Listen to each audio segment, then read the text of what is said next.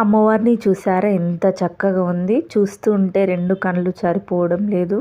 చూస్తూ ఉన్న కొద్దీ చూడాలనిపిస్తుంది. నేనైతే అక్కడే ఆగిపోయి చూస్తూనే ఉన్నాను. మనకు అమ్మవారికి తయారు చేసిన విధానం కానీ, అమ్మవారికి వేసిన మేకప్ కానీ, తను ఇచ్చే స్టిల్స్ కానీ మనకు పైనుంచి అమ్మవారు దిగి వచ్చిందా అన్న విధంగా ఉంది. నాకైతే అమ్మవారు చాలా బాగా నచ్చింది. మీకు నచ్చినట్టయితే కామెంట్ సెక్షన్లో కామెంట్ చేయండి. అమ్మవారి బ్లెస్సింగ్స్ అందరికీ ఉండాలి, అందరూ బాగుండాలి, అందులో మేము ఉండాలని కోరుకుంటున్నాను. ఇప్పుడు మేమైతే ఇక్కడ పసుపుతో గౌరమ్మను చేసుకొని పసుపు కుంకుమ పూలతో ఇలా అయితే నేను పూజ చేస్తున్నాను. అందరూ బ్యాక్ సైడ్ ఉండి చేసుకుంటున్నారు.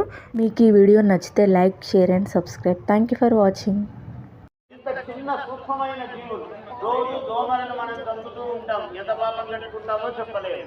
అయితే మరి బాగుందండి, దోమలు చంపకపోతే మన